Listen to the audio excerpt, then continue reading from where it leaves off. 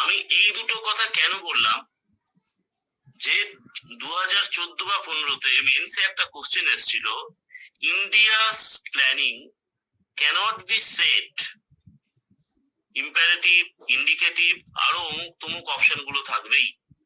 তাহলে ভারতের প্ল্যানিং কে কোনোভাবেই ইম্পারেটিভ বলা যায় কি? ইম্পারেটিভ বলা যায় ভারতের প্ল্যানিং কে? বলা যায় না। তাহলে অ্যান্সারটা হয়ে যাবে India's planning cannot be called imperative. অর্থাৎ আজকে ক্লাসটা করার পর যখন এই কোশ্চেনটা দেখবি ক্র্যাকে বা যে কোনো বইয়ে মেন্স এর কোশ্চেনটা যখন দেখবি এই জায়গাটা অনেকটা আমাদের ক্লিয়ার হয়ে গেছে। In the context of India's economic planning, India's planning cannot be called imperative. Rather, it is indicative planning. Okay? তো আমরা নেক্সট পয়েন্টে চলে আসছি। তাহলে আমরা কি দেখলাম? প্ল্যানিং এর টার্মটা কে করেছে, ডেফিনেশন অফ প্ল্যানিং। আমরা কিন্তু জাস্ট কিছুই ঢুকিনি এখনো, আমরা জাস্ট ওভারভিউটা দিচ্ছি। তাহলে এই যে প্ল্যানিং এর যে concept of planning,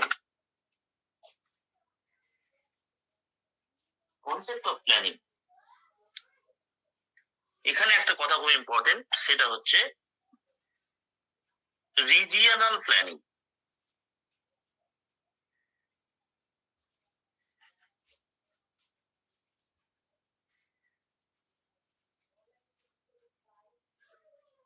regional planning, আঞ্চলিক পরিকল্পনা, এটা প্রথম দেখা গেছিল ইউএসএ তে, এবং রিজিয়নাল প্ল্যানিং এর আন্ডারেই ইউএসএ তে টিভিএ বা টেনেসি ভ্যালি অথরিটি তৈরি হয়। কত সালে? In the year 1916। এবং পরবর্তীকালে এই টিভিএ এর অনুকরণেই আমাদের দেশে দামোদর ভ্যালি কর্পোরেশন বা ডিভিসি ইন দ্য ইয়ার 1948 তৈরি হয়। 2017 কিসের জন্য কেটে গেছিল? কোন জায়গাটা? এই রিজিয়নাল প্ল্যানিং এখানটা। রিজিয়নাল প্ল্যানিং এটা প্রথম দেখা গেছিল ইউএসএ তে। Regional planning was first found in USA. Okay? এবং এই রিজিয়নাল প্ল্যানিং এর আন্ডারেই ইউএসএ তে প্রথম টিভিএ বা টেনেসি ভ্যালি অথরিটি এটা 1916 সালে তৈরি হয়। এবং টিভিএ এর অনুকরণেই আমাদের দেশে 1948 সালে ডিভিসি তৈরি হয়। এবং এই ডিভিসি থেকে একটা কোশ্চেন এসেছিল 2017 সালে, যে ডিভিসি কি শুধুমাত্র গভর্নমেন্ট অফ ইন্ডিয়ার সংস্থা? এই government of India along with government of West Bengal and government of Jharkhand? অ্যান্সারটা কি? অ্যান্সারটা হয়ে যাবে government of India along with state governments of West Bengal and Jharkhand.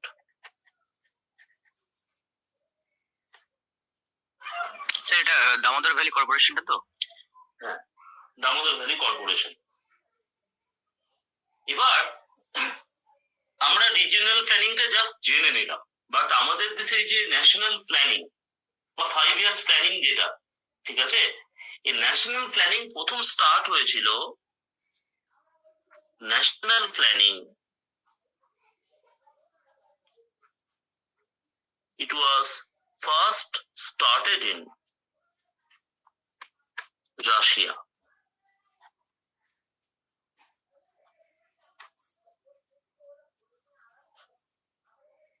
কেন? তার কারণ আছে, 1917 সালে রাশিয়াতে ছিল জারদের শাসন, এবং 1917 সালে রাশিয়াতে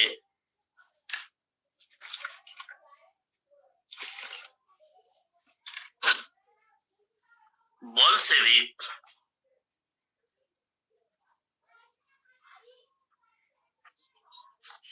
রেভলিউশন হয়। এরই পরিপ্রেক্ষিতে রাশিয়াতে জার মার্কদের শাসনের অবসান ঘটে এবং 1928 সালে জোসেফ স্ট্যালিন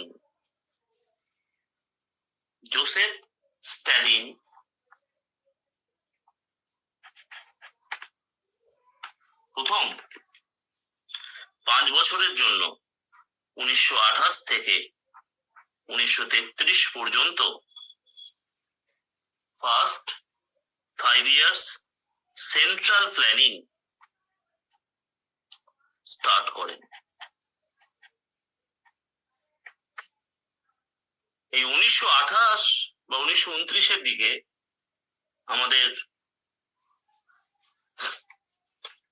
দুই বন্ধু সুভাষ বাবু এবং নেহেরু বাবু এরা সেই সময় রাশিয়া গিয়েছিলেন এবং রাশিয়া গিয়ে তারা প্রথম 5 ইয়ার্স প্ল্যানের যে টেকনিক্যালিটি এবং তার যে বৈশিষ্ট্য সেটা তারা দেখে এলেন এবং তখনই তাদের মনে মনে এই ধারণা এলো যে পরবর্তীকালে যখন ভারতবর্ষ আমাদের স্বাধীন হবে, যখন ইংরেজরা দেশ ছেড়ে চলে যাবে, তখন তো ভারতবর্ষকে শাসন করবে আমাদের ভারতের লোকেরাই শাসন করবে। সেক্ষেত্রে অর্থনৈতিক ভাবে একটা দৃঢ় পদক্ষেপ নেওয়ার জন্য একটা ভালো প্ল্যানিং দরকার। সেই কনসেপ্ট থেকেই ভারতে 5 ইয়ার্স প্ল্যানের কনসেপ্টটা আসে।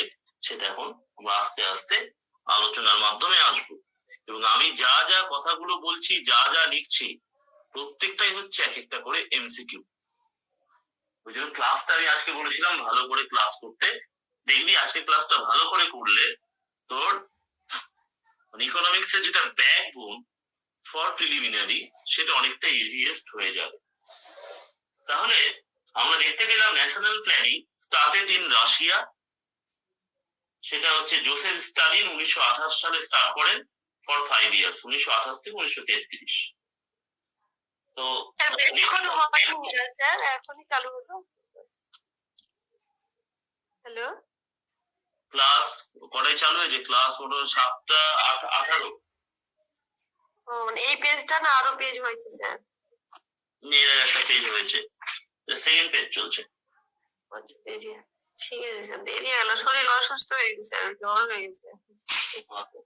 ঠিক আছে, ক্লাস করো, তোমরা তো ক্লাস করেছো, অসুবিধা হবে না। এবার আমরা গোটা বিশ্বে প্ল্যানিং কি করে এগোলো সেটা তো আমরা জানলাম।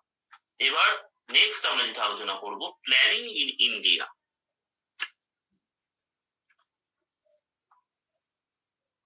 Planning in India.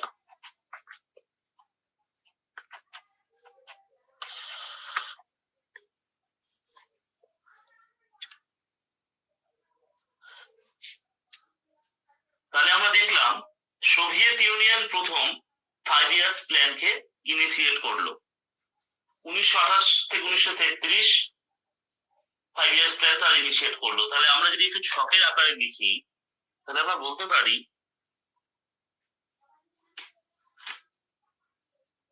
Soviet union explored first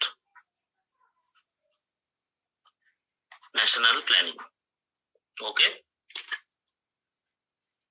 তারা এক্সপ্লোর করলো কত সালে? তাহলে ফার্স্ট সোভিয়েত প্ল্যানিং হলো 1928। ক বছরের জন্য? from 1928 to 1933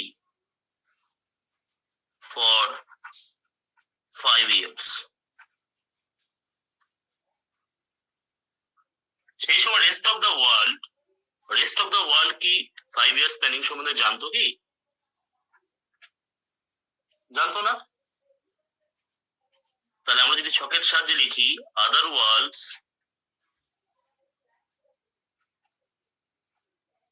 did not know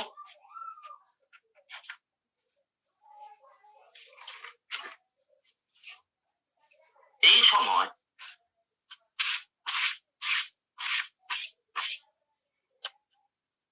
উনিশশো কুড়ি থেকে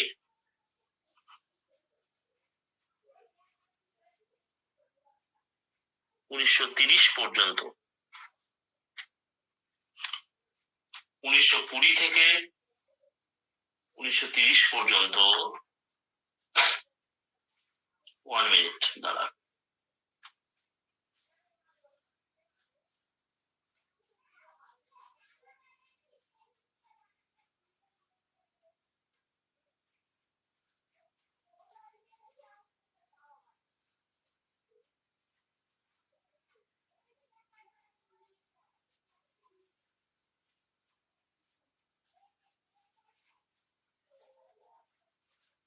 1920 থেকে 1930 পর্যন্ত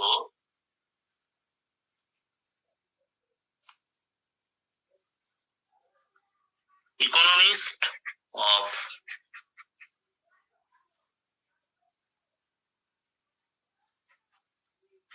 ইস্টার্ন ইউরোপ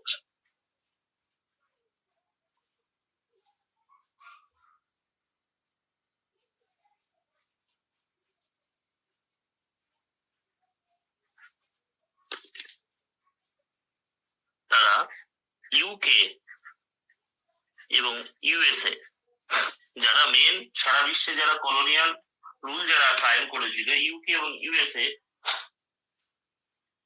সেখান থেকে ইকোনমিক্সটা আস্তে আস্তে সরে যেতে শুরু করলো কেননা ক্যাপিটালিস্ট ইকোনমি তার প্রতি আস্তে আস্তে মানুষের ক্যাপিটালিস্ট ইকোনমি এবং কলোনিয়াল যে রুল তার কদর্য রূপটা দেখার পরে ইকোনমিক্সটা বুঝতে পারলো এর ফলে অ্যাকচুয়ালি অর্থনৈতিকভাবে মানুষ শোষিত হচ্ছে ইকোনমিক্যাল কোনো গ্রোথ হচ্ছে না ঠিক আছে এবং এই সময় রাশিয়া যে ইকোনমিক প্ল্যানিং নিয়ে এলো হোল কলোনিয়াল ওয়ার্ল্ড অর্থাৎ যারা ব্রিটিশ বা ইউকের কলোনিয়াল ওয়ার্ল্ডের জাঁতাকলে যারা শোষিত হচ্ছে তারা একটা অল্টারনেটিভ ওয়ে খুঁজছিল অল্টারনেটিভ ওয়ে খুঁজছিল যে এই যে কলোনিয়াল শাসন থেকে যে আমাদের মুক্ত হতে হবে তার একটা তো অর্থনৈতিক কারণ দরকার এখানে রাশিয়া কিন্তু একটা বিশাল পথ দেখালো এবং 1930 সালে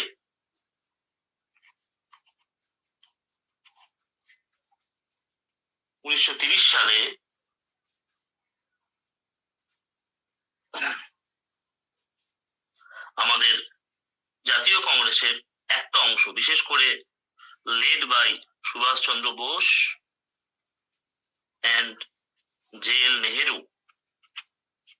এরা অ্যাডভোকেটেড করতে লাগলেন যে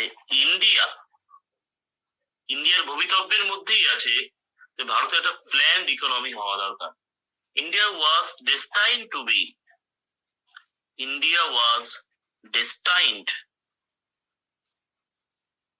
a planned economy. India was destined to be a planned economy.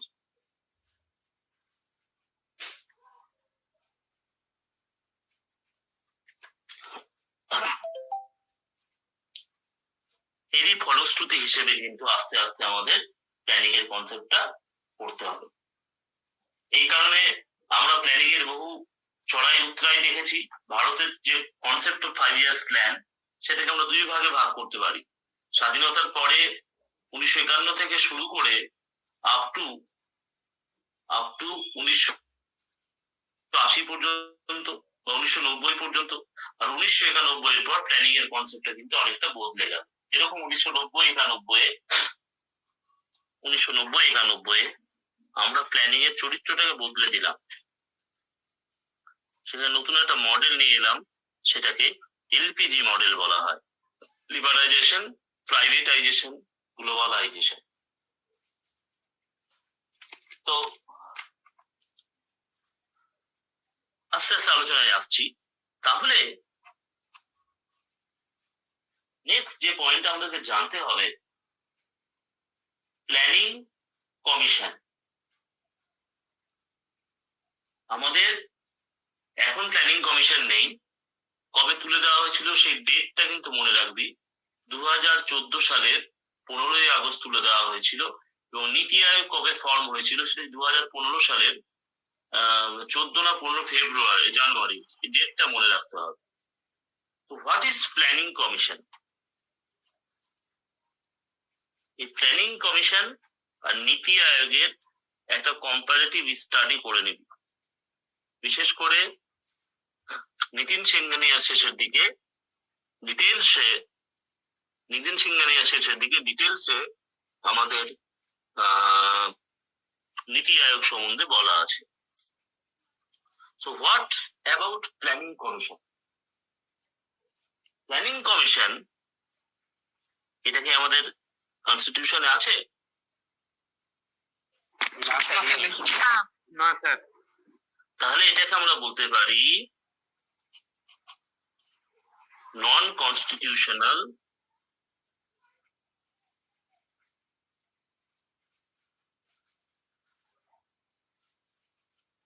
or extra constitutional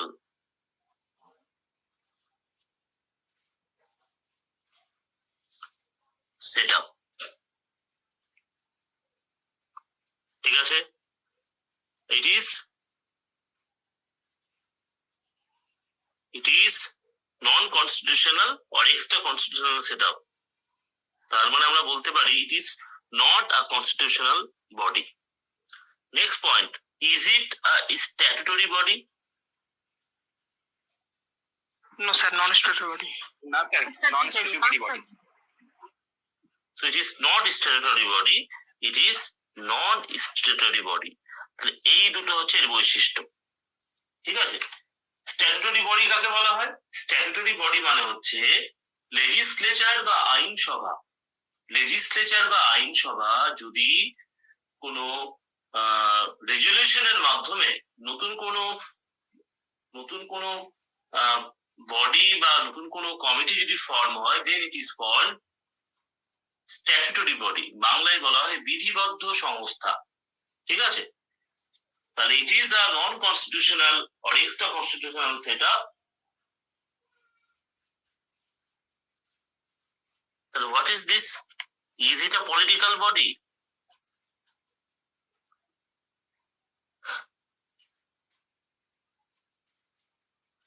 Yes, it is a political body because its formation was made in the cabinet meeting of executive cabinet meeting এ planning commission তৈরি করা হবে, এই সিদ্ধান্ত নেওয়া হয়েছিল। That's why it can be called a political body. But though it a political body, but its decisions or outcome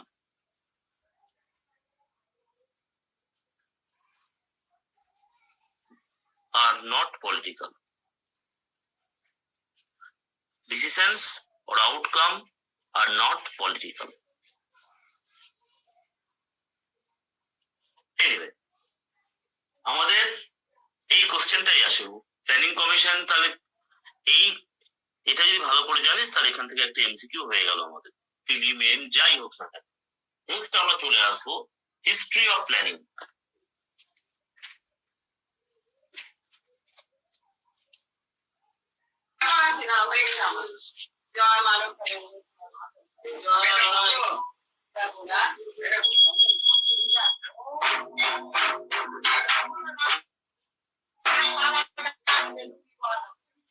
মাইকটা বন্ধ কর কাইন্ডলি।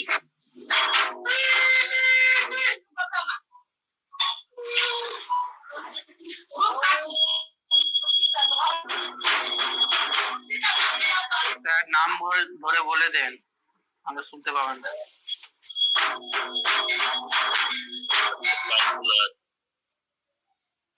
দেখছি দাঁড়া। কৃষ্ণা মাইকটা বন্ধ করতো বাবু।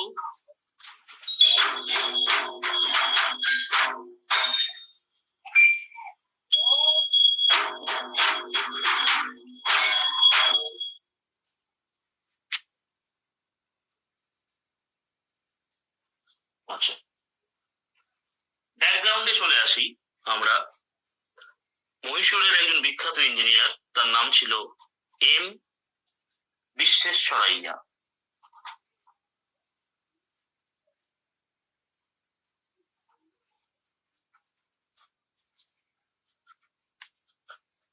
তুই যদি বিফোর 2014 আমরা যে টাইম মেশিনে করে 2014 আগের গুলোতে চলে যাই, তাহলে এখান থেকে একটা কোশ্চেন একদম আসতোই প্রিলিমিনারিতে, তবে প্রিলিমিনারিতে একটা কোশ্চেন আসতোই যে প্ল্যান্ড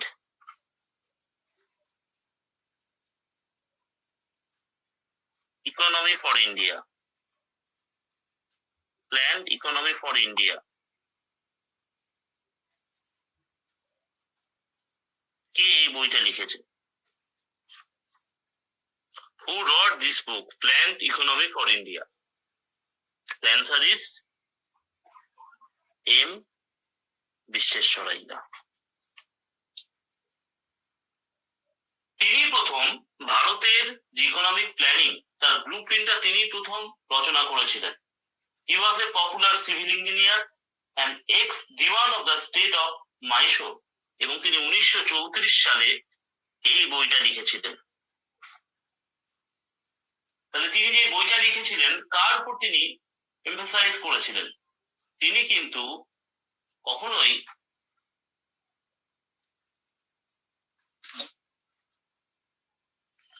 তিনি স্টেট প্ল্যানিং, অর্থাৎ সেন্টার বা স্টেটের হাতেই যাবতীয় ক্ষমতা থাকবে, এই প্ল্যানিং এর কথাই তিনি গুরুত্ব দিয়ে বলেছিলেন। এবং তিনি বলেছিলেন যে আমাদেরকে এমফাসাইজ করতে হবে অন ইন্ডাস্ট্রিয়ালাইজেশন।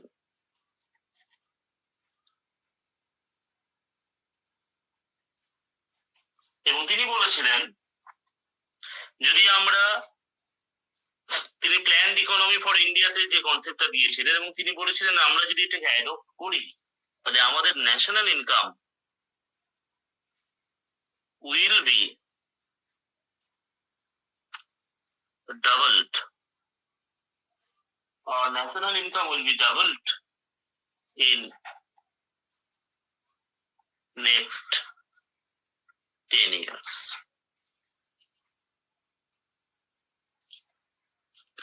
এবং তিনি শিফট করতে চেয়েছিলেন লেবার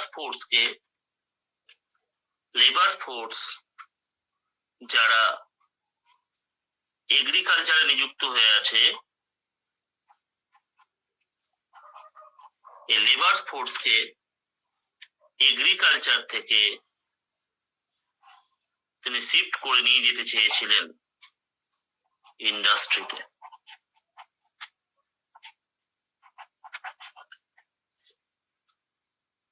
লেবার ফোর্সকে তিনি শিফট করে নিয়ে যেতে চেয়েছিলেন from agriculture two industry.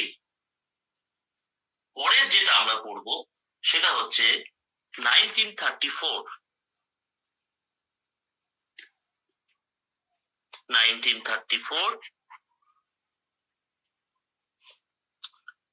ফিকি proposal.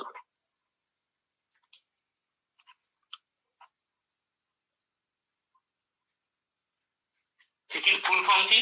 Federation of Indian chamber and commerce industry. এই ফিকি কত সালে প্রতিষ্ঠিত হয়েছে? এটা ট্র্যাডিশনাল জিকে এর খুব একটা প্রিয় কোশ্চেন, সেটা হচ্ছে 1927।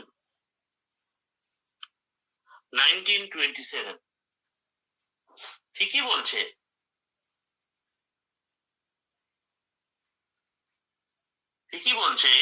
ডেজ অফ laissez faire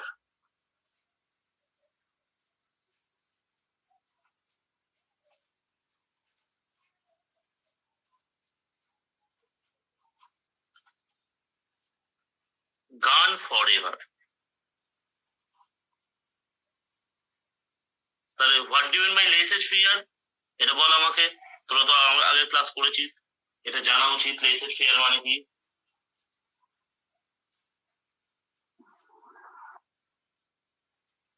বলো। স্যার পুঁজিবাদী দেশ বলতে পারি, যেমন আমেরিকা। আচ্ছা, আর কেউ? লেসেজ ফেয়ার মানেটা কি, মানেটাও জানতে চাইছি ভাই আমি।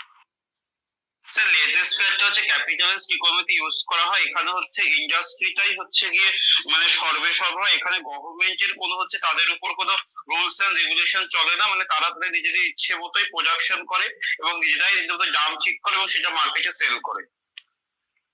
all you are saying the effect of laissez-faire. I just want to know what do you mean by laissez-faire? Sir লাগাম ছাড়া। অনেকটা, অর্থাৎ নন ইন্টারফেয়ারিং। তুই সকালবেলা ঘুমিয়ে আছিস, হ্যাঁ, বাড়িতে বাবা জানে 7টার সময় স্যারের ক্লাস আছে, বাবা তোকে ঘুম থেকে উঠাচ্ছে, তুই তখন বলতে পারিস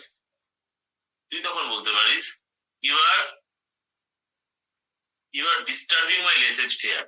অর্থাৎ যে অবাধে আমি যে ঘুমিয়ে আছি এটাকে তুমি ইন্টারফেয়ার করছো। অর্থাৎ লেসেজ-ফেয়ার মানে হচ্ছে বিশেষ করে ক্যাপিটালিস্ট ইকোনমি, অর্থাৎ যেখানে market is the decider force, সেখানে গভর্নমেন্ট রোল প্লে করে না, গভর্নমেন্ট ইন্টারফেয়ার করে না। অর্থাৎ মার্কেট নিজে থেকে বুঝে নেয়, নিজে থেকে ঠিক করে নেয় যে কি তার ডিমান্ড, কি তার আউটপুট, কি তার ইনপুট, মার্কেট ডিসাইড করবে। অর্থাৎ এখানে রাষ্ট্র হস্তক্ষেপ করবে না। ফিকি 1927 সালে বললো, 1934 সালে একটা প্রপোজাল দিল। এগুলো সবগুলোই হচ্ছে কিন্তু আমাদের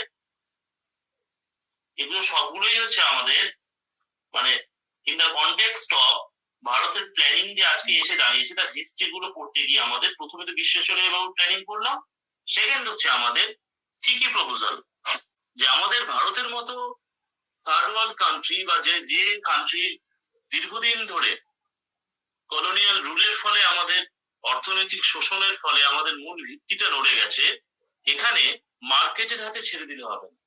market cannot be the decider force. So days of laissez faire gone forever, চিরকালের জন্যই গেছে। তো এখানে আমাদের কি দরকার? Country like India,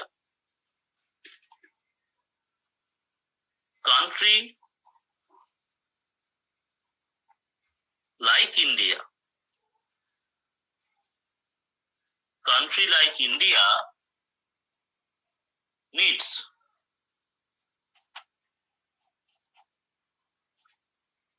comprehensive and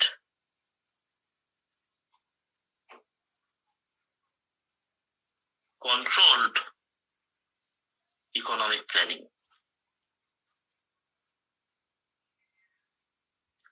Country like India needs comprehensive and controlled economic planning.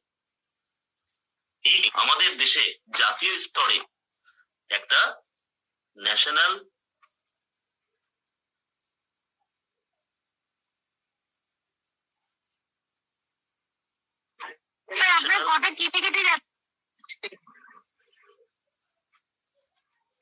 তাই কি?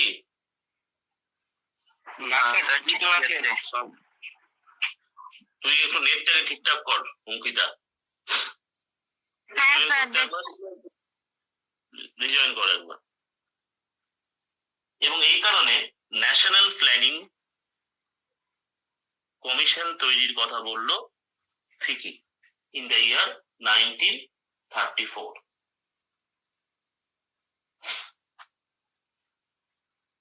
তারপরে এলো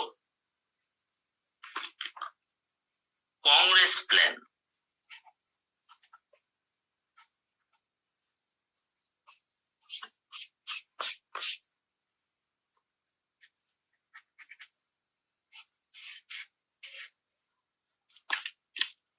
কংগ্রেস প্ল্যানে কি বলা হচ্ছে? কংগ্রেস প্ল্যান বেসিক্যালি গান্ধীজির প্ল্যান or Gandhian plan.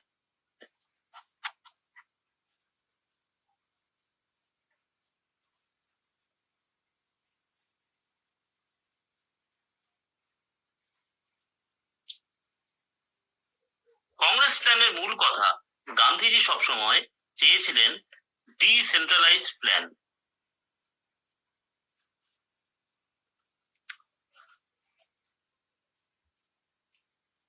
অর্থাৎ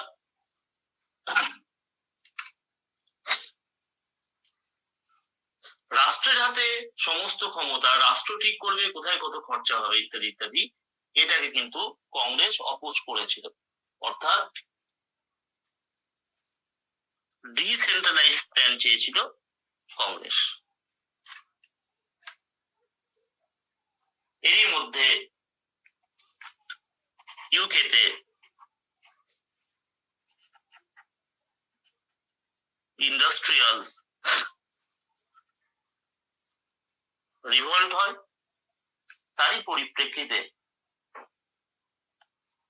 সেই সময় in the context of India, Subhash Chandra Bose in 1938 was president of INC. কোন সেশনে? Haripura. Very good, very good.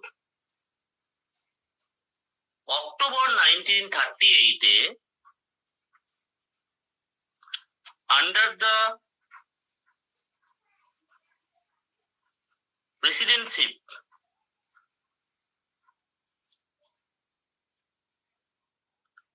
of Subhash Chandra Bose and under the chairmanship of Jawaharlal Nehru,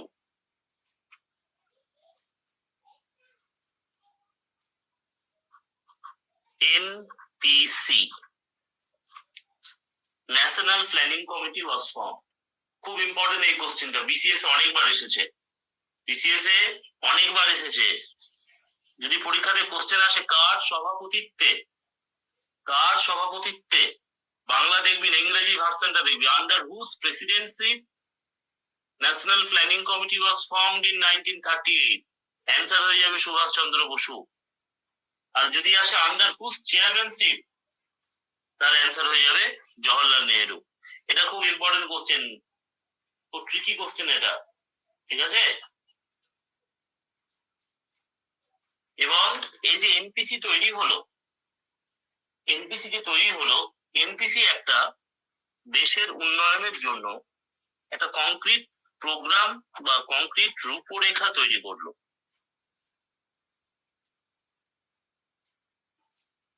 for the development of the country, ঠিক আছে? এবার 1937 সালে আমরা জানি যে দেশে জাতীয় সরকার তৈরি হয়, ন্যাশনাল গভর্নমেন্ট বা জাতীয় সরকার তৈরি হয়। সেই সময় যে সমস্ত রাজ্যে কংগ্রেস শাসিত বা কংগ্রেস রুলড যে সমস্ত স্টেট গুলো ছিল, সেখানকার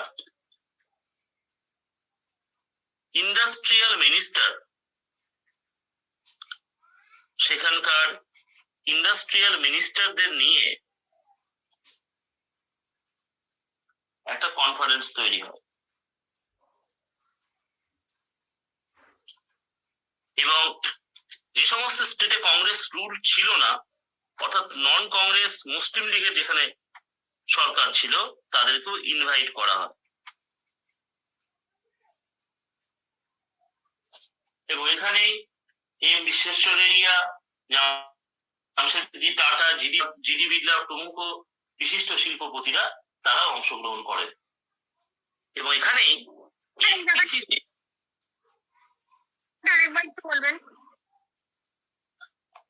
কোন জায়গাটা বল?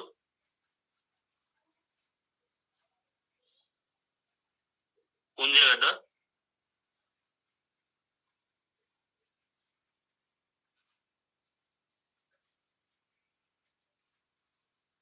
এই কংক্রিট প্রোগ্রামে কংগ্রেস রুল যে স্টেটকে নিয়ে একটা কনফারেন্স হয় এবং সেই কনফারেন্সে নন কংগ্রেস যে সমস্ত স্টেট গুলো অর্থাৎ যেখানে মুসলিম লীগ ক্ষমতায় ছিল সেখানকার শিল্পমন্ত্রীদেরকেও ইনভাইট হিসেবে ডাকা হয়। এবং এছাড়া এই কনফারেন্সে এম বিশ্বেশ্বরাইয়া, জামশেদজি টাটা, জেডি বিড়লা প্রমুখ শিল্পপতিদেরকেও আমন্ত্রণ জানানো হয়। এবং এই যে এনপিসি তে টোটাল মেম্বার ছিল 15 মেম্বার।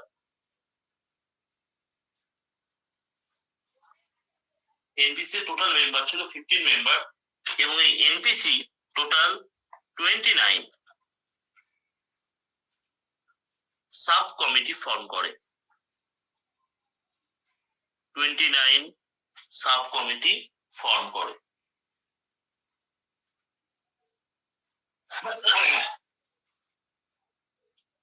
এই পরিপ্রেক্ষিতে আমরা বলি যে 1939 সালে দ্বিতীয় বিশ্বযুদ্ধ শুরু হয়। 1942 সালে কুইট ইন্ডিয়া মুভমেন্ট হয়, অর্থাৎ ভারতীয় জাতীয় রাজনীতিতে আরো অনেক গুরুত্বপূর্ণ ভূমিকা ঘটেছিল। এই কারণে 1940 থেকে 1945 এই সময় NPC was inactive. Finally, in the year 1949, NPC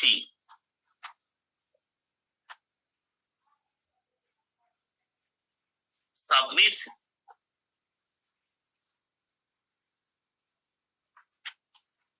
its report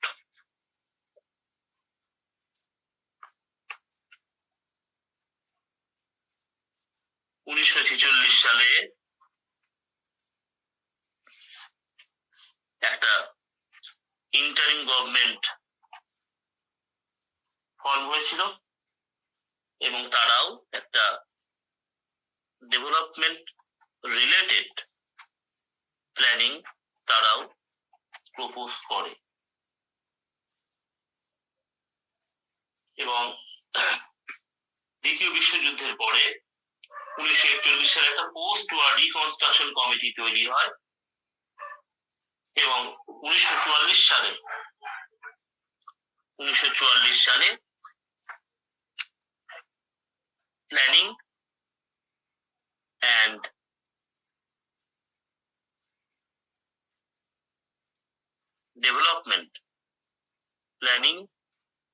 development department, পরিকল্পনা এবং উন্নয়ন বিভাগ 1944 সালে তৈরি হয়, যার হেড ছিলেন তৎকালীন ভাইসরয় এবং তাকে হেল্প করার জন্য একটা এক্সিকিউটিভ কাউন্সিল ফর্ম করা হয়। এবং যতগুলো মেম্বার ছিল তার মধ্যে একজন এই এক্সিকিউটিভ কাউন্সিলের হেড ছিলেন এবং এক্সিকিউটিভ কাউন্সিলের হেড ছিলেন যিনি, তার নাম হচ্ছে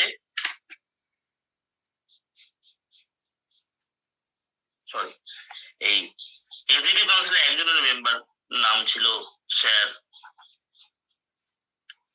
আরদিশার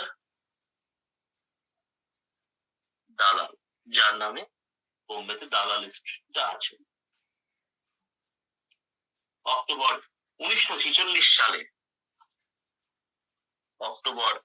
1946 সালে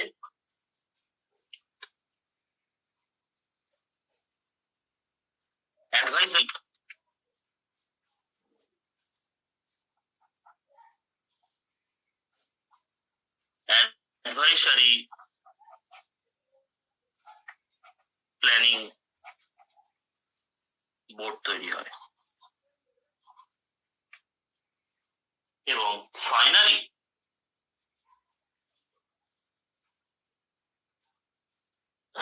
তারা advisory planning board strongly planning কমিশনের কথা বলে এবং ফাইনালি 15 মার্চ 1950 প্ল্যানিং কমিশন,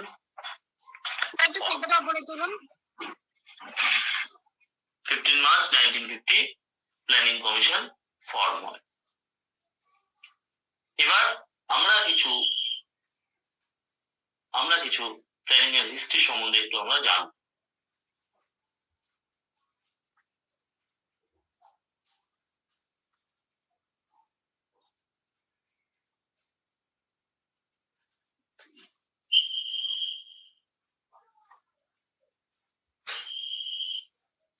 সেটা হচ্ছে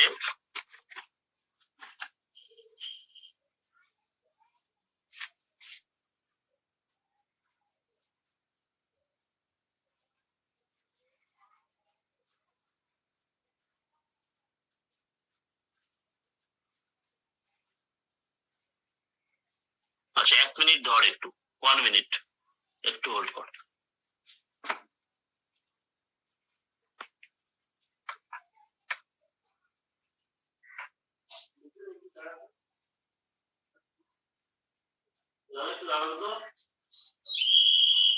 দাদা, ও দাদা, ও দাদা।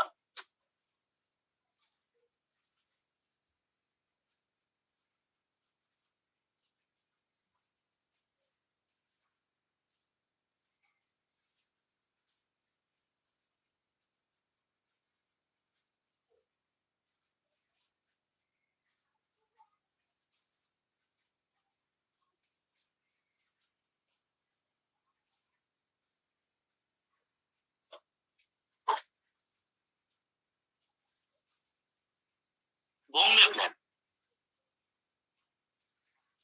ভারতের 8 জন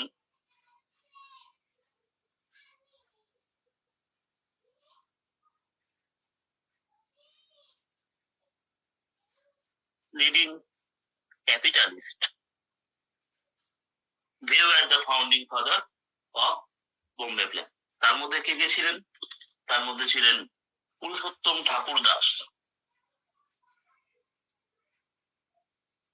পুরুষোত্তম ঠাকুর Das.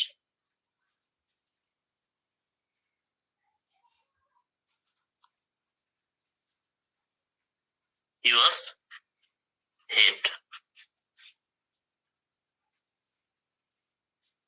J.R.D. Tata,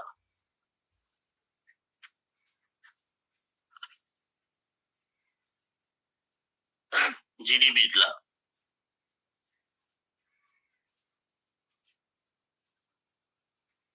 Lala Sriram,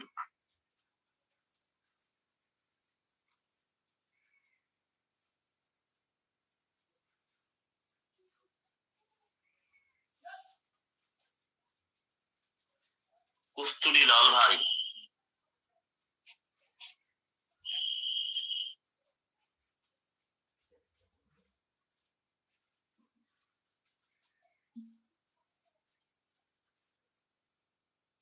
eddy Shroff,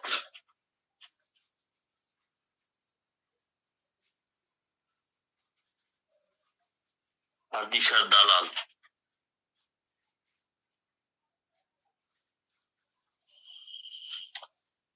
and জন মাথাই।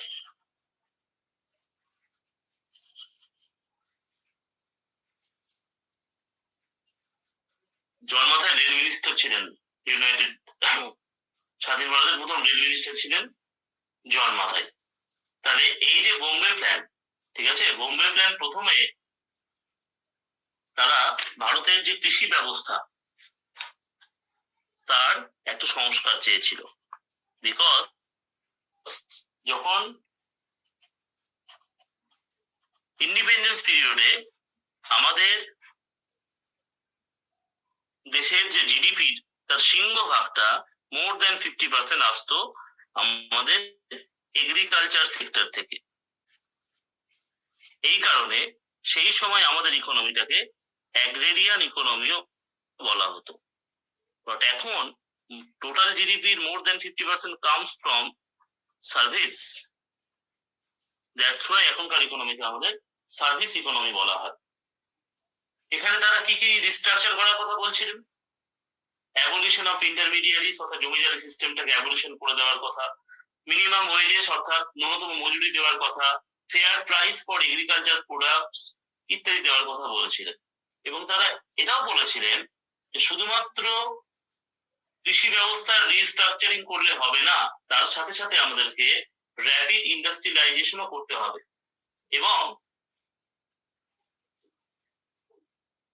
তারা বললেন, এই বোম্বে প্ল্যানে তারা বললেন যে emphasis on heavy industry, heavy ইন্ডাস্ট্রির উপর আমাদের বেশি এমফ্যাসিস করতে হবে।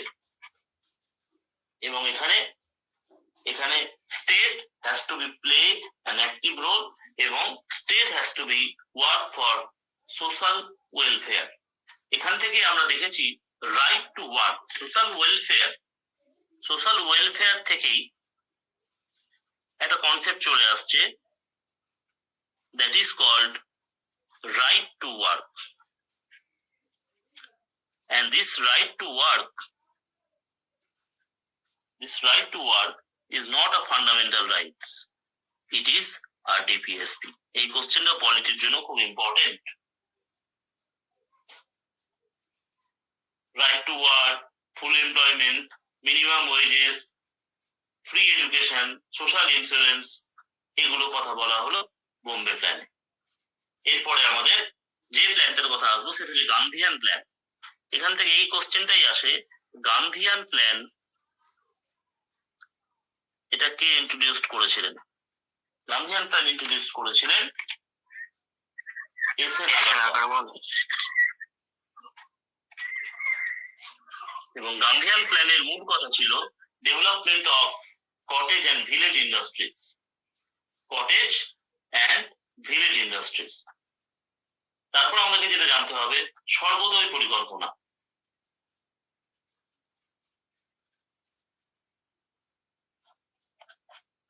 পিপলস প্ল্যান জানতে হবে, এটা হচ্ছে এম এন রায়। সর্বোদয় পরিকল্পনা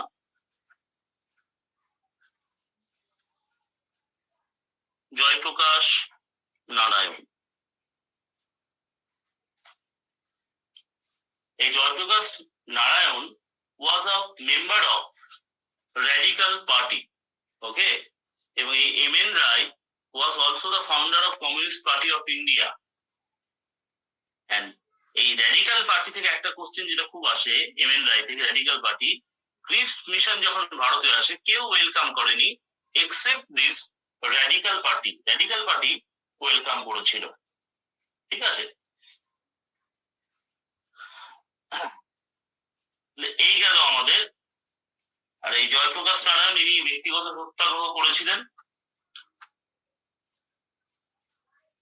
এরপর আরেকটা জিনিস আমাদেরকে জানতে হবে, সেটা হচ্ছে 1951 সালে আরেকটা জিনিস তৈরি হয় যেটাকে বলা হয় NDC, national development council. Planning commission যে রিকমেন্ডেশন গুলো করতো সেগুলো ফাইনালি অ্যাপ্রুভ করতো এনডিসি। এনডিসি অ্যাপ্রুভ না করলে প্ল্যানিং কমিশনকে রিকমেন্ডেশন গুলো কিন্তু কার্যকর হতো না, ঠিক আছে।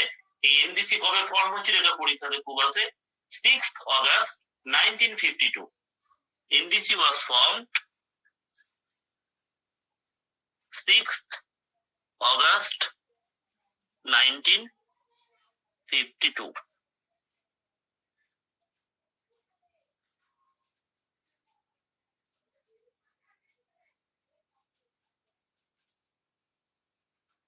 পায়েল আচার্য জয়েন করেছিস ক্লাসে?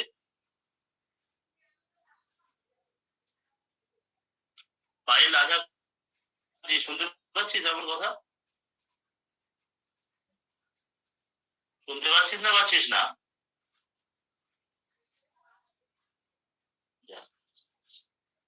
যাই না শুনতে পাচ্ছি কিনা। তাহলে আমরা মোটামুটি প্ল্যানিং এর হিস্ট্রি, প্ল্যানিং কাকে বলে, কেন আমাদের দেশে প্ল্যানিং এলো, কে নিয়ে এলো, কিভাবে নিয়ে এলো, টোটাল ডিটেলসটা আমরা পড়লাম। কি করে প্ল্যানিং এলো, হ্যাঁ, সেই টোটাল ডিটেলসটা আমরা পড়লাম।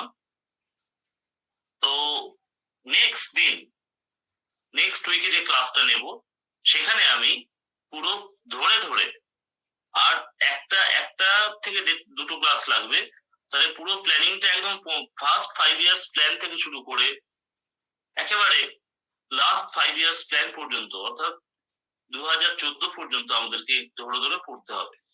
এবং এটা আমি এমন ভাবে পড়িয়ে দেব যাতে তোদের আলাদা করে আর কোনো বই পড়তে হবে না। বই পড়লে খুব ভালো, আমি কোনো নোট পড়ার পক্ষপাতী নই, just go through the text and প্রচুর পরিমাণ এমসিকিউ গুলোকে সলভ করতে হবে। যারা পুরোনো এর আগে প্ল্যানিং পড়েছিস তারা প্ল্যানিংটা ভালো করে রিভাইজ দিয়ে দে, আর নতুন যারা পড়ছিস তাদেরকে ধরিয়ে দিলাম হাউ টু রিড প্ল্যানিং, অর্থনীতি বা ইকোনমিক্স কি করে পড়তে হয়। তোদের জন্য এটা ছিল just intro class, how to read economics. এবার বইটা পড়, বোম্বে প্ল্যানটা পড়, গান্ধীয়ান প্ল্যান পড়, সর্বোদয় পরিকল্পনা পড়, ভারতের প্ল্যানিং এর ইতিহাসটা পড়, ইন্ডিকেটিভ প্ল্যানিং কাকে বলে, লেসেজ ফেয়ারটা কি, ইম্পারেটিভ প্ল্যানিং কাকে বলে, আমি যা যা পড়ালাম সেগুলো একটু বই থেকে খুঁটিয়ে খুঁটিয়ে পড়ার পরেই সেই রিলেটেড যে যে এমসিকিউ গুলো বিগত বছরে ডব্লিউবিসিএস প্রিলিমস এবং মেন্সে এসছে সেগুলোকে সলভ কর, এবং সাথে সাথে অন্যান্য পরীক্ষার কোশ্চেন গুলো সাথে সাথে সলভ কর, তাহলে তোর প্রিপারেশনটা একেবারে কমপ্লিট বা সাউন্ড হবে। যদি কারো কোনো কোশ্চেন থাকে বা কোনো সাজেশন থাকে আমাকে জানা। স্যার আমার একটা ভাইস প্রেসিডেন্ট কোশ্চেন ছিল, বলছি আমি পড়তে গিয়ে এক জায়গায় দেখলাম যে রাজ্যসভার সদস্য হতে হবে না রাজ্যসভার সদস্য মানে হওয়ার যোগ্যতা থাকতে হবে না সদস্য হতে হবে ভাইস প্রেসিডেন্টের ক্ষেত্রে। এটা ভাইস প্রেসিডেন্টের ক্লাস হচ্ছে না স্যার, অ্যাকচুয়ালি এই কোশ্চেনটা না মানে আমার কাল থেকে একটু ডাউট হচ্ছে, তো আপনাকে মেসেজ করা হয়নি, ওই জন্য এখন জিজ্ঞাসা করলাম। বল, কোশ্চেনটা আবার বল। মানে আমি ওই আপনার ক্র্যাক থেকে আর লক্ষ্মীকান্ত থেকে পড়ছিলাম, তো এক জায়গায় দেখলাম কোয়ালিফাইড থাকতে হবে, মানে ভাইস প্রেসিডেন্টকে কি রাজ্যসভার মানে সদস্য হওয়ার যোগ্যতা থাকতে হবে না সদস্য হতেই হবে? লক্ষ্মীকান্ত খোল, খুলে দেখ qualification two became vice president, তাহলে অ্যান্সার দেখতে। আমি লক্ষ্মীকান্ত খুলছি, লক্ষ্মীকান্তেই আছে সব অ্যান্সার। এখানে লেখা আছে ইন এনি কেস যোগ্যতা থাকতে হবে রাজ্যসভার সদস্য হওয়ার। a person be a citizen of India, have completed more than 35 years, not hold any office of profit, এবং must have possess qualification to be the member of Rajya Sabha। ঠিক আছে, সুন্দর করে দেওয়া আছে বলে, এবং মানে এই কোয়ালিফিকেশন কিন্তু খুব জরুরি, এখান থেকে খুঁটিয়ে খুঁটিয়ে কোশ্চেন আসে পরীক্ষাতে। সো যখনই কোনো কনফিউশন থাকবে লক্ষ্মীকান্ত একটু পড়ে নিবি, তাহলে কনফিউশন দূর হয়ে যায়। ঠিক আছে স্যার, আমার দুটো কোশ্চেন ছিল, আলাদা করব এখন। কর। ভারতের কোন রাজ্যে প্রথম লোকায়ুত নিয়োগ করেছে? মহারাষ্ট্র না? হ্যাঁ, ভারতের কোন রাজ্য প্রথম লোকায়ুত নিয়োগ করেছে, মহারাষ্ট্র না অন্ধ্রপ্রদেশ? আমার তো মনে হয় মহারাষ্ট্র, আমি যতদূর পড়েছিলাম মহারাষ্ট্র। হ্যাঁ স্যার, ওটা মহারাষ্ট্র এক জায়গায় আছে 1971 প্রথমে, আর অন্ধ্রপ্রদেশ অ্যান্সার দিচ্ছে এমসিকিউ যখন সলভ করছে অন্যান্য জায়গায়, তো অন্ধ্রপ্রদেশ পেয়েছিলাম। না, এটা হবে মহারাষ্ট্র হবে 1971। ইয়েস স্যার, ওটাই ক্লিয়ার স্যার। ওটা আরেকটা আছে, হাইকোর্টের বিচারকগণের পেনশন পান কোন তহবিল থেকে, ভারতের সঞ্চিত না রাজ্যের সঞ্চিত তহবিল থেকে? আবার বল। হাইকোর্টের বিচারকগণ পেনশন পান কোন তহবিল থেকে, ভারতের সঞ্চিত তহবিল না রাজ্যের সঞ্চিত তহবিল? রাজ্যের। কিন্তু স্যার আপনার চ্যালেঞ্জার ভারতের সঞ্চিত তহবিল অ্যান্সার স্যার। না স্যার, পেনশন তো sir consolidated fund of India থেকেই পাবে, স্যালারিটা যখন পাবে তখন sir consolidated fund of state পাবে তো স্যার। 1 মিনিট দাঁড়া, হাইকোর্টটা খুব লক্ষ্মীকান্ত আছে কারো কাছে? না, পেনশনটা স্যার সেন্ট্রাল দিবে। 1 মিনিট, কোশ্চেনটা বলতে হবে। হাইকোর্টের বিচারকগণ পেনশন পান কোথায় থেকে? পেনশন সেন্ট্রাল দিবে স্যার, সেন্ট্রাল পেনশন। এটা স্যার আপনার চ্যালেঞ্জারে ভারতের সঞ্চিত তহবিল আছে, সেন্ট্রাল আছে আর কি।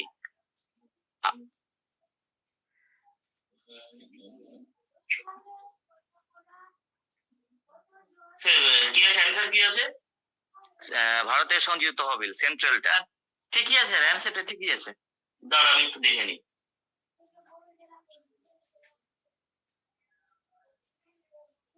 যখন যে রাজ্যে থাকবে অ্যাক্টিভ হয়ে তখন সেই রাজ্যের এ থেকে পাবে, আর যখন এতে পাবে দেখে নিচ্ছি।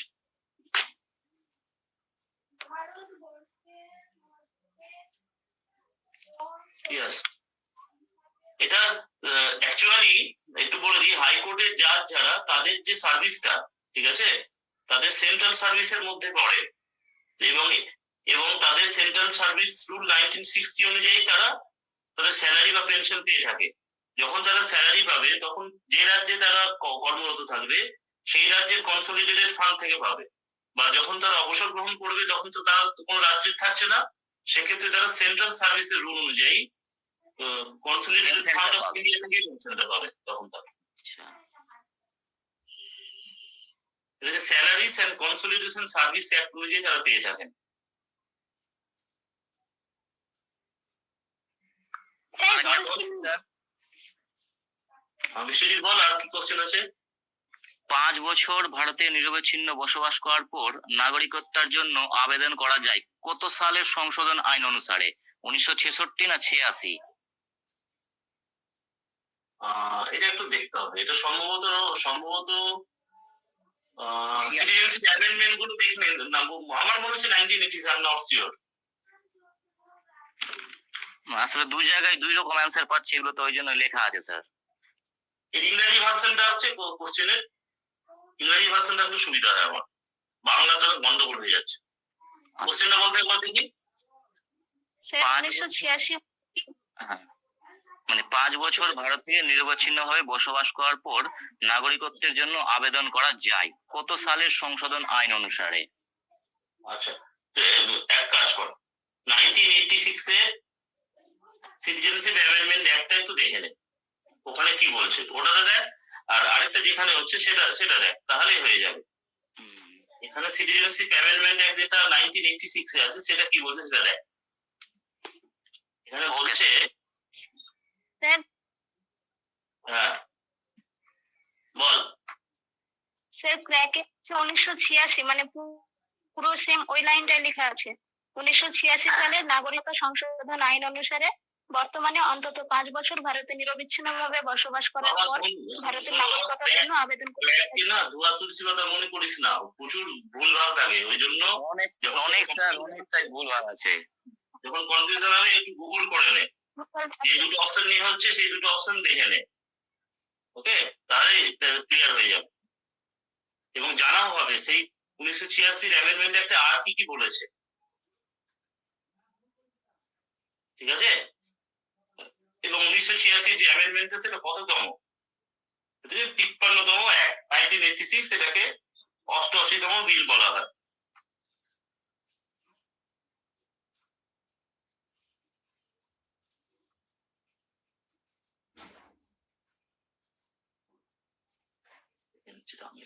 স্যার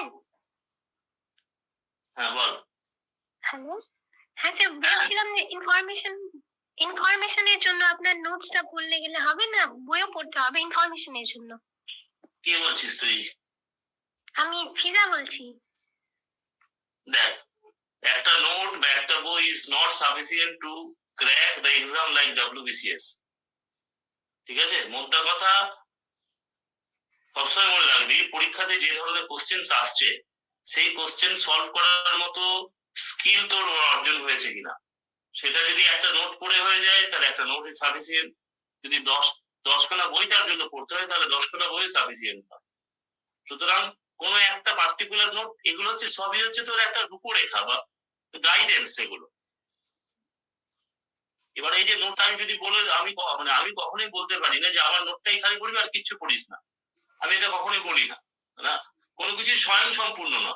মোদ্দা কথা নোটও পড়তে হবে, বইও পড়তে হবে, সাথে সাথে MCQ সলভ করতে হবে, এবার দেখ এত পড়ার পর তো নতুন নতুন কোশ্চেন অ্যারাইজ হচ্ছে, তার জন্য আমাদের গুগল করতে হবে এবং সেই নতুন নতুন কোশ্চেন গুলো খাতায় লিখে রাখতে হবে, যাতে সেই নতুন কোশ্চেন গুলো যাতে নতুন হয়ে না থাকে, সেগুলো যাতে খাতার মধ্যে বাক্সবন্দি হয়ে সেটা যখন পরীক্ষা করি সেটা যাতে আমি সলভ করতে পারি। ঠিক আছে? হ্যাঁ ঠিক আছে। আর কারো কোনো কোশ্চেন বল। স্যার প্ল্যানিং নিয়ে স্যার আমার একটা কোশ্চেন আছে।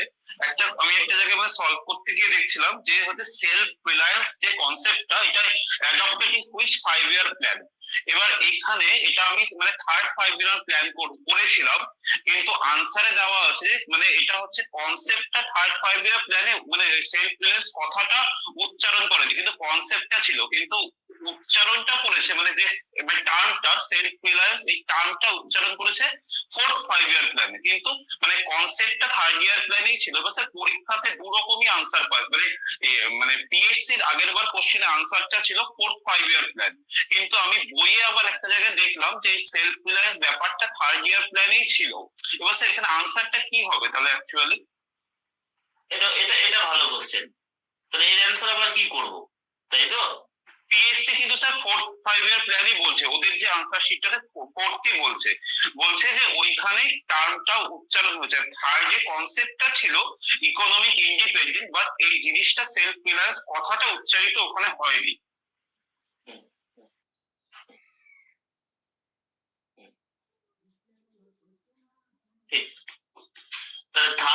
থার্ড পঞ্চবার্ষিকী পরিকল্পনা বা তৃতীয় পঞ্চবার্ষিকী পরিকল্পনা সেখানে কি ছিল? সেখানে আমরা যখন প্রথম দুটো পরিকল্পনা নিয়েছিলাম, first 5 years plan agriculture, second 5 years plan heavy industry, তৃতীয়টা আমরা করতে চেয়েছিলাম এই দুটো মেলবন্ধন করতে চেয়েছিলাম। এবং মেলবন্ধন এই কারণে করতে চেয়েছিলাম যে এই সময় যারা প্ল্যানিং বা ইকোনমিস্টদের মনে হয়েছিল যে ভারত এখন এমন একটা জায়গায় আছে যে প্লেনটা আর এবার জাস্ট টেক অফ করার জায়গায় রয়েছে আর কি। The flight Indian economy had entered the take off stage.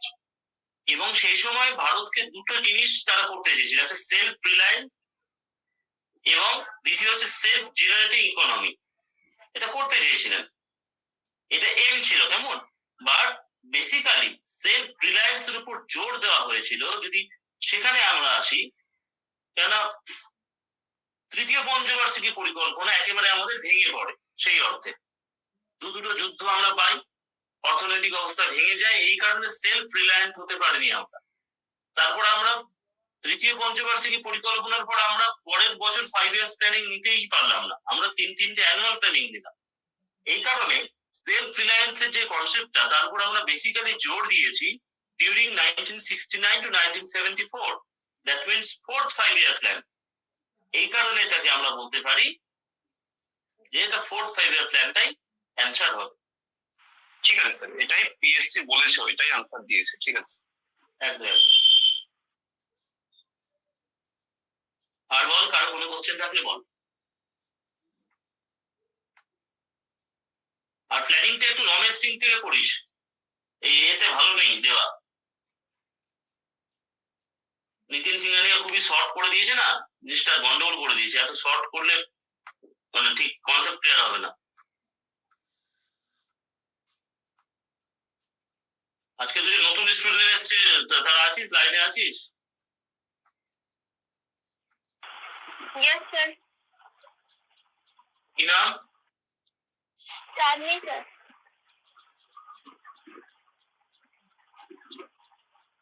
হ্যাঁ স্যার আছি। কোন? Charlie sir. Charlie, you are not at all new student. अभी भी सर 8:21 है, मुझे लगा मैं नहीं हूँ। করিমপুরের কেউ আছিস? করিমপুর রাহুল স্যারের কে কোন স্টুডেন্ট আছিস? হ্যাঁ স্যার আছে। এ প্রিয়া নাকি? না স্যার জয়শ্রী। আচ্ছা আচ্ছা, ঠিক আছে। তোমরা ক্লাস করেছো তো? ক্লাস করলে তোমরা?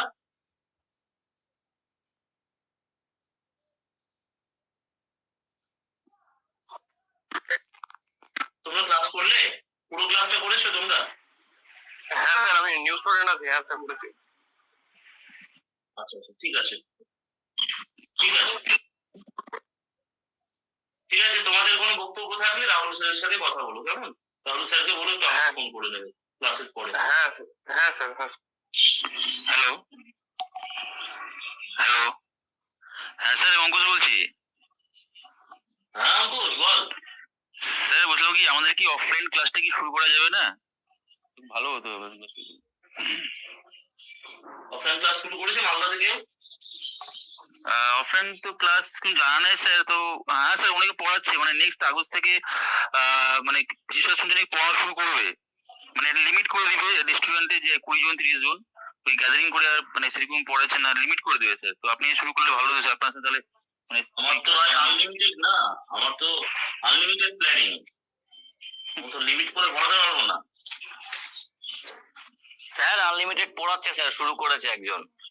অনেকে পড়াচ্ছে স্যার, মানে ওই মাস্ক পরে আসতে বলছে, স্যানিটাইজার এসব করে পড়ানো শুরু করেছে। আমি আমি আগে পরিস্থিতি দেখবো পুরো, তারপর আমি ডিসিশন নেবো, দুম করে ডিসিশন নিবো না আমি, ঠিক আছে? তবে আমিও দেখছি, আমি কথা বলছি বিভিন্ন জনের সাথে, যদি সব ঠিকঠাক থাকে আগস্ট থেকে আমিও আমিও চাইছি শুরু করে দিতে অফলাইন। অনলাইনটা যেমন চলছে চলুক, তার সঙ্গে মানে ফিজিক্যালি ওদের সাথে আমার পরীক্ষাগুলো আমার চোখের সামনে হওয়াটা দরকার। হ্যাঁ স্যার, ওই যেটা আমার চোখের সামনে হওয়াটা দরকার। ওটাই স্যার বলছিলাম যে অনলাইনটা প্যাডেল করতে পারছিস না, অনেকের অনেক রকম অসুবিধা আছে, সেটা তো অস্বীকার করার কোনো জায়গা না। আর স্যার 3 তারিখে পরীক্ষা নেবেন, আর স্যার 3 তারিখে যে পরীক্ষাটা নেবেন সেটা কি স্যার ওই মানে গুগল মিটে না কোন মানে পিডিএফ কোশ্চেন দিয়ে বা বাইরে পরীক্ষা দিতে হবে? না না, গুগল ফর্ম, ওটাতে টাইমার লাগাবো এবার আমি। গুগল ফর্মে যে পরীক্ষা ভালো হচ্ছে না? না স্যার পরীক্ষা ঠিকই হচ্ছে, ওটাই তো ভালো। ভালো হচ্ছে স্যার। ভালো হচ্ছে স্যার ওটা। হ্যাঁ, পিডিএফ দেওয়ার থেকে গুগল টাইমারটা অনেক ভালো। পিডিএফ হচ্ছে যখন ক্লাসে থাকবি তখন ওই অফলাইন ক্লাসে ওই পরীক্ষা নেওয়া যাবে, অনলাইনে গুগল ফর্মটাই ভালো। ঠিক আছে, নেক্সট ক্লাস কবে হবে আমি জানিয়ে দেবো। কালকে ক্লাস হবে কিনা আই এম নট শিওর, কালকে রোববার আছে, আর পরীক্ষাটা নেক্সট উইকে নেওয়ার কথা আছে। বুধবার ঈদ আছে, বুধবার পরীক্ষা নেওয়া হবে না, ঈদের পরে কোনো একটা দিন পরীক্ষাটা নেওয়া হবে। তোদের আমি ইকোনমিক্স বলে দিয়েছি কি করে পড়তে হবে, আমি এর পরের দিন ম্যাথ আর রিজনিংটা বলে দিব যে কোন কোন জায়গা কি করে পড়তে হবে। স্যার পরের দিন কি ইকোনমিক্সের পরীক্ষা আছে? পরের সপ্তাহে আর কি।